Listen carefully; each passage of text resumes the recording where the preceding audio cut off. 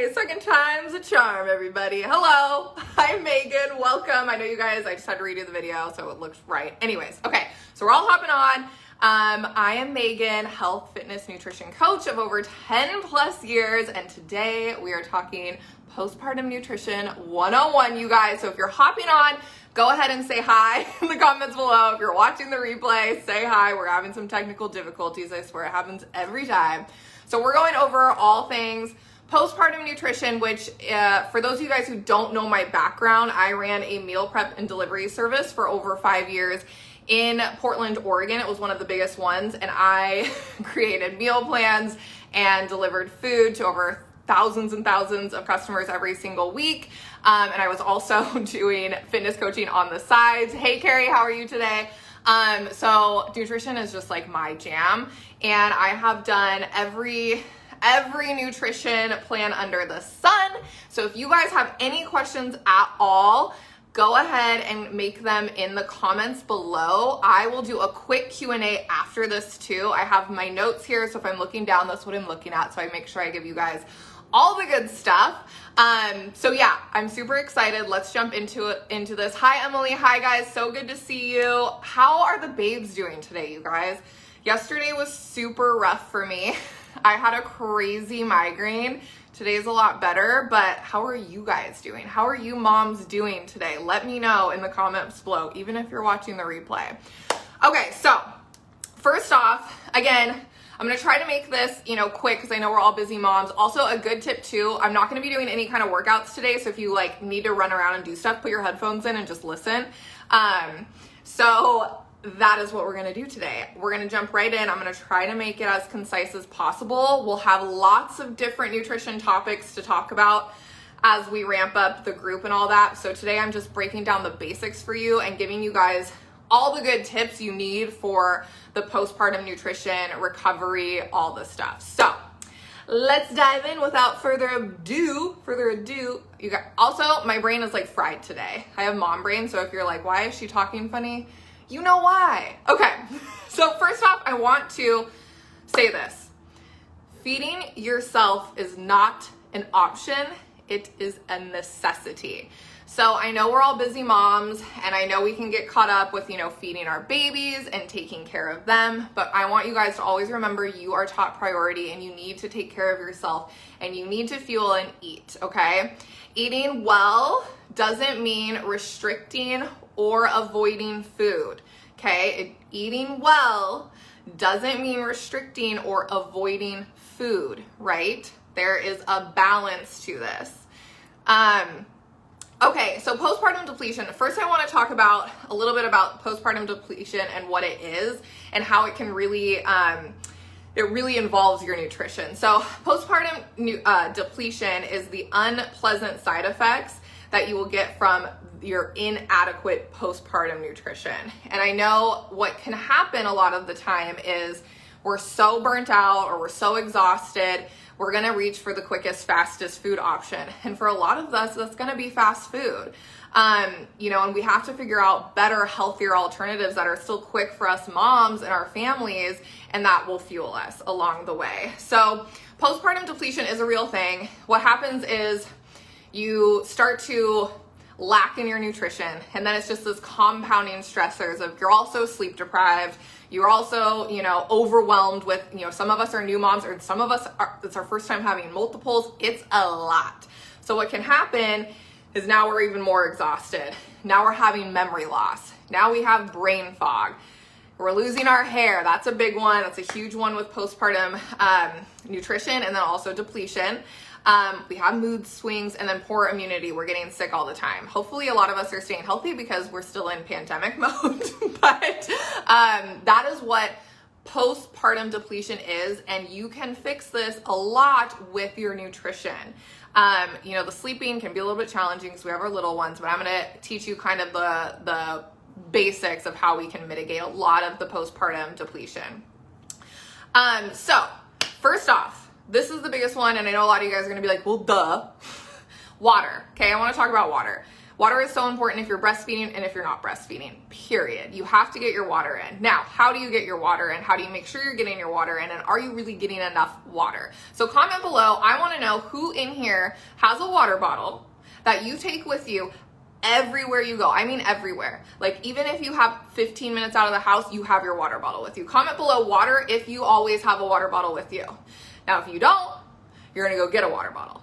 If you need a recommendation, I have plenty. So I upgraded to a huge one when I was pregnant because I just needed it. It's annoying to carry it around, you guys, but I also got a diaper bag that that has a huge spot for my water bottle. So I just carry that around instead of a purse. So awesome. We got lots of waters. Kristen's drinking water. Now, when it comes to water, I want you to find out what type of water you like. This sounds so silly, but I am telling you, if you like warm water, always have warm water. If you like room temperature water, always have room temperature water. If it makes you drink more water, make it that temperature. And that's why I love the Hydro Flask, because it keeps my water at the temperature I like. And I like ice water, and I know a lot of people are like, whoa, I can't drink ice water out of a glass. This sounds so silly, you guys. It has to be because it will hurt my teeth, but I can drink so much more water. Ice water in here, I call it iceberg water. Lauren always gets it for me, and I can chug a lot more water. And I will notice if I'm not drinking water, or you know, I've been drinking more coffee or soda, whatever, I will notice like, oh, my breast supply or my milk supply might be lacking a little bit.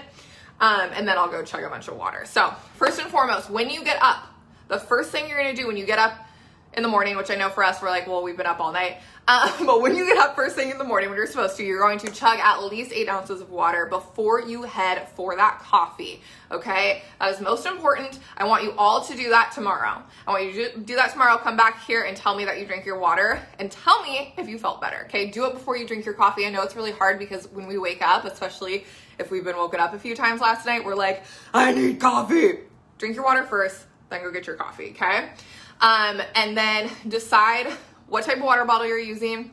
Take it with you wherever you go. Even if it's a 10-minute outing, take it with you, okay? You're gonna need it. There's a couple different trackers you guys can use. They have cool tracking water bottles you can do as well. Just find something that works for you. Tip, if you are thirsty, if you feel thirst, you're dehydrated and you need a lot more water. So that's a tip. If you're like, oh my gosh, I'm thirsty, that's your body telling you load up on water, okay? So that's nutrition tip 101. I know it sounds simple, but I'm telling you, do those two things. Find out the type of temperature water that you enjoy, that you can sit there and chug it because it's just so good. And then get a big water bottle. Take it with you everywhere and try that for at least 1 week and notice what your skin looks like, what your milk supply is like, if you're breastfeeding, all of that stuff, okay? So next, this one's kind of more for like right after we've had baby, but also is a good tip to help with our digestion, even, 2-3 months after baby, is eating warm and easily digestible foods. This is just going to help balance out the hormones, balance out all the crazy blood supplies that have been going like this when we were pregnant, when we lost a lot of blood, giving birth, all that kind of stuff. So like stews, soups, this is all great to end the winter. My favorite tool to use is the crock pot and the Instapot. I got a bunch of girls on here, ladies, who have tons of Instapot recipes. If you don't have an Instapot, get one, they're great. Air fryer is good. You can't really make like stews in there. Actually, you probably could, I just haven't. I bet there's an air fry like stew, I swear. You can air fry anything.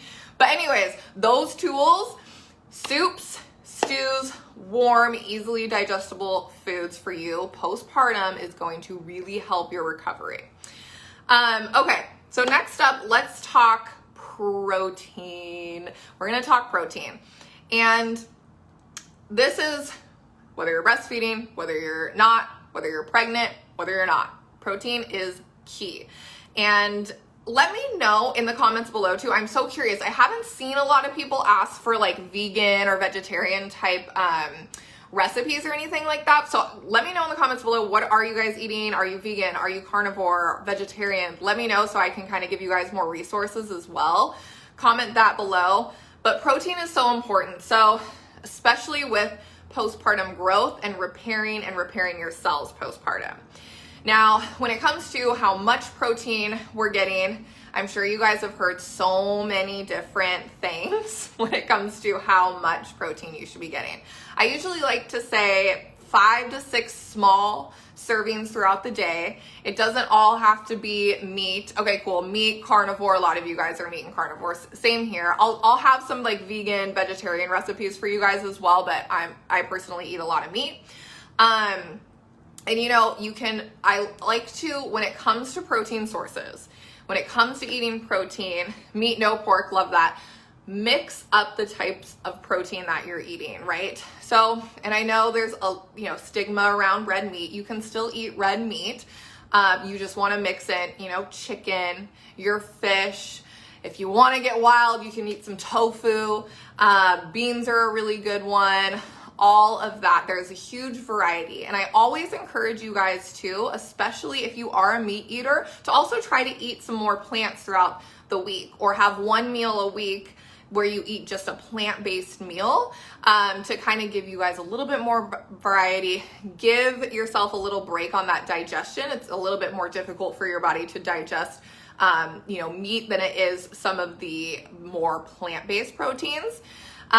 So check that out. So 5 to 6 servings a day of protein. This can be through nuts as well. You might have some protein sources that also work as like a carb. For example, quinoa can be protein and carb.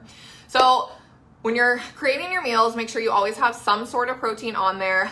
I usually like to have about a fist. This is how I've always measured. This is so old school, you guys. About a fist of my protein, which would be about 4 to 5 ounces of protein. That's how you measure if you don't want to use like a scale. You can use a scale too. It just, as we know, we don't have time to measure everything. We're moms, right?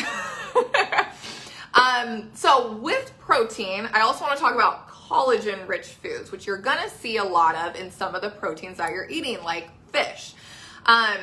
Another place where you can get collagen from, bone broth. You can make your own bone broth. You can buy it. If you make it, it's a lot cheaper. Leafy greens, citrus, fruits, berries, all that kind of stuff. So collagen's really good at repairing, and it has protein in it. So I'm going to show you guys, this is the collagen that I use. I'm not going to lie, I stopped taking this when I was pregnant, and I to this day I can't tell you why. I took this for like 3 years and I just stopped while I was pregnant. I had a pretty intense pregnant second trimester. It was intense, but I started this again and I love this stuff. I put it in my coffee. You cannot taste it. There is some people who are like, I can totally taste it. I can't taste this, but I do put milk in my oat milk in my coffee. So Collagen Peptides. This has what? 70 calories, 2 scoops is 1 serving. Interesting. And you're gonna have 20 grams of protein. I only do 1 scoop, so that's 10 grams of protein, but this actually kind of will make you full too. This is gonna be really helpful for repairing. It's really great if you're noticing some hair loss, your skin's going crazy. Now with any supplement, you have to take it for a while to like actually see stuff. So you need to take this for at least 3 months. You can get this on Amazon. You can order directly from there. They also sell this in at Costco for super cheap, which I'm going to today, and I will do a Costco haul for you all later tonight. Collagen-rich foods, so good for postpartum recovery. Also when you're pregnant, and I did not do that. So let me know if you guys eat collagen on the regular, if you know what I'm talking about, or if this is like a new supplement for you. So comment below collagen if you eat it. Comment below no collagen if you're like, I've never even heard of this. Okay, so moving on. When it comes to what type of diet you should be eating, it's always gonna come down to healthy, well-balanced meals. And I know a lot of us are itching to get our bodies back, or we're itching to lose weight. And the worst thing you can do is jump into a restrictive diet plan too early post-baby, right? We have all this time to lose the weight. It's going to take time. We have other factors coming into play when it comes to losing weight and all that stuff. Okay, Katrina, you haven't heard of collagen. Awesome. I'll go into that a little bit more. Okay, cool. So when it comes to what do we eat on our plate, what should it look like? What should we really be eating? And what will it help or what do I need to eat to lose weight, right? So first off, we need to learn how to eat a balanced diet, an anti-inflammatory diet, all that stuff, okay? So we're looking at half of your plate is going to be beautiful rainbow color veg, I almost said roses, vegetables and fruit. The other portion, the fourth, is going to be your protein, and the other fourth quarter is going to be your carbs. So half of your plate is going to be vegetables or fruit, a quarter is going to be your protein, and a quarter is going to be your carb, okay? Now, where people kind of get crazy is then they end up dumping a bunch of sauce on everything, which, let's be honest, I totally do that. I love good peanut sauce, but be careful with the sauces and dumping it on. But if you can mentally remember that, this is what my plate's supposed to look like every time I sit down, breakfast, lunch, dinner. This is genuinely what your plate is supposed to look like. Now, you can adjust that slightly. Some people are gonna eat a higher fat plate, so their carbs might be a little bit smaller and they might add fat in instead. A good avocado, good fat, remind you. Things like that. So anti-inflammatory diet is really helpful when it comes to postpartum, especially since we're still, like I said, our blood levels are still kind of going crazy. Our hormones are still going crazy, especially if you're breastfeeding still. Up and down, they're changing. So eating those anti-inflammatory foods, eating your vegetables, eating your fish, berries, all that kind of stuff, which, it's almost fruit season, you guys. We're almost there. I know it's really hard to eat right now with not having good fruit and veggie all the time. So anti-inflammatory diet, think about it that way, and think about your plate every single time you sit down to have a meal. Okay, so breastfeeding. Now, I know a lot of us are like, I don't want to lose my milk supply. I don't want to lose it, okay? You're not going to lose your milk supply by eating healthy. But there is some things that will decrease your milk supply, and that is if you decide to go on a restrictive calorie diet, right? So for instance, if you are breastfeeding right now and you're like, I'm gonna go on an 1,800 calorie diet and I'm gonna track it like crazy, we're gonna run into some issues. We don't wanna do that. You need at least 500 more calories while you're breastfeeding because you are burning that much by feeding your baby, okay? Now, my moms that are not breastfeeding, you can start at a lower calorie intake, maybe 2,000 calories. It's all gonna depend on your body type, your activity level, all of that kind of stuff. So if you ever need help with that, write in the Facebook group, I can help you out. So for my breastfeeding moms, I want to make sure that we're never in this mindset of wanting to lose a ton of weight really, really fast. Our first priority is feeding our babes, and we're going to do it in a healthy way. We're not going to just go on a crash diet. And I'll tell you guys, most of my clients I work with, especially in the culture that we have all grown up with, most moms here, we're all pretty much in the same age group. We grew up in diet culture. We grew up with fast, quick, lose weight right now, take this shake, take this fat burn. I mean, we grew up in the era of fat burners. I think we were all basically like teenagers when fat burners were like a thing, right? So what happens is now I have a ton of clients who come to me who are restricting their calories, but they're stuck and they're not losing weight. And you're like, why is that? Well, what happens is when we have done all of those crazy restrictive diets in the past, when we have done those low calorie diets where, we lost 10 pounds in 2 weeks before that wedding, what that does is it messes up our metabolism for a long time. And what happens is the clients come to me and they actually have to reverse diet. They have to eat more first before they can start to lose weight. This is so common, ladies. I did it. Most of my clients have done crash diets before and messed up their metabolism. So just so you guys know, forget the quick fixes. Like, you guys are in this for the long-term play. We are in this for the long haul. We are in this for lifestyle, okay? It's gonna take time and we have to be patient, and I'm so here to help you guys and motivate you and cheer you on. So breastfeeding mamas, 500 more calories than you usually would eat. I know that can kind of be hard because we just got out of eating for two while we were pregnant as well. So if you need help calculating that, let me know.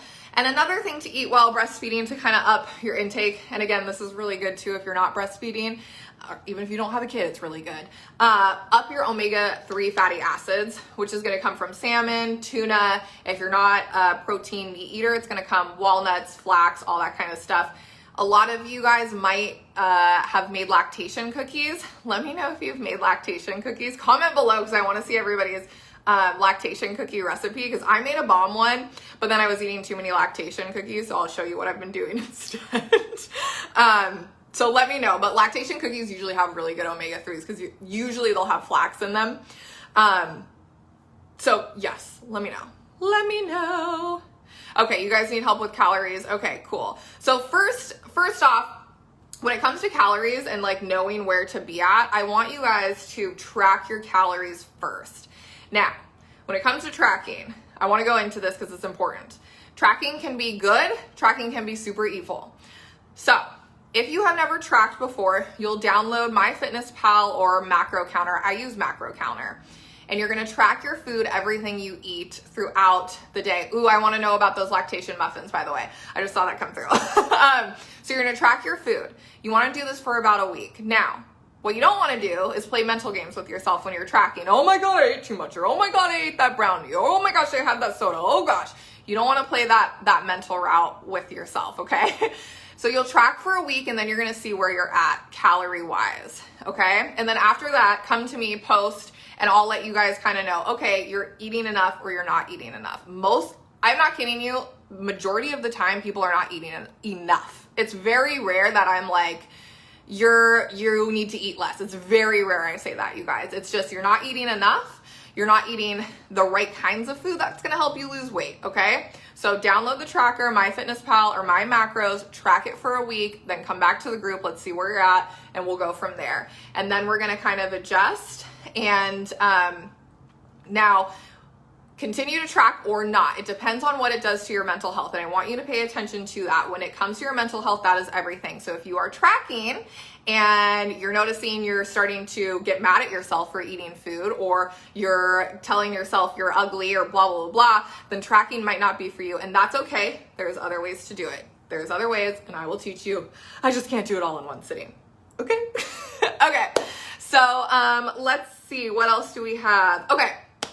Actions to help you guys with proper nutrition, how to get yourself set up right, especially as a busy mom. So number one is food prep. And when people think food prep, they think like, I'm gonna cook all my food on Sunday. I'm gonna take all day on Sunday to cook my food, which by the way, this is how I started my last company.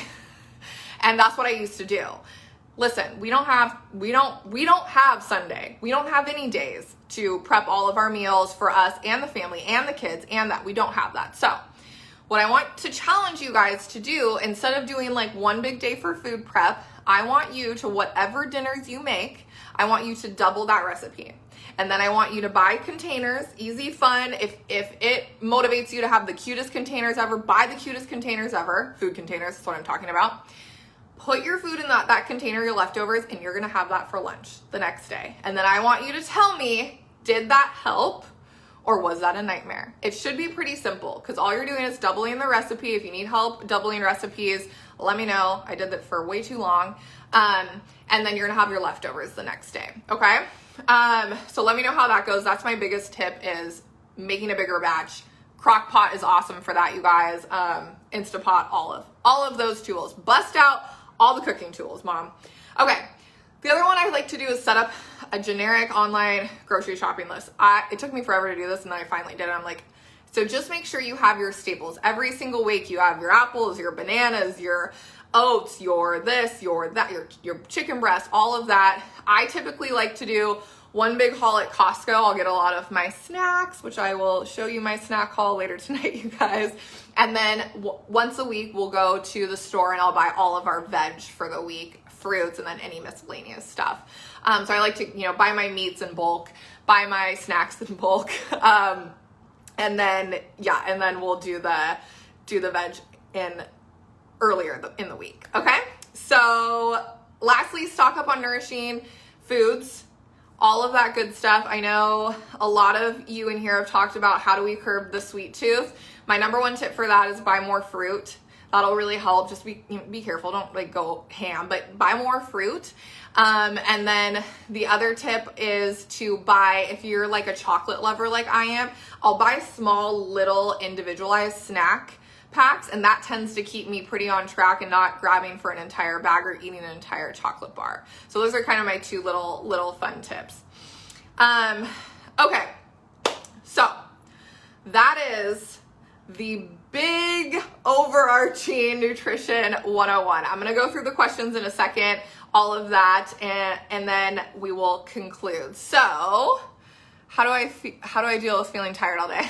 Okay, so with sleep, that is one thing, and I want you moms to remember that's a really good point. We are gonna be sleep deprived.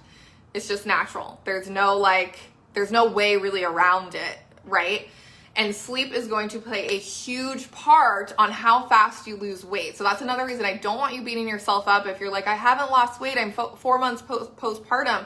Well, if your sleep is still, baby's probably not sleeping through the night. You're probably still working stuff out, and it's gonna be, a year. So be easy on yourself.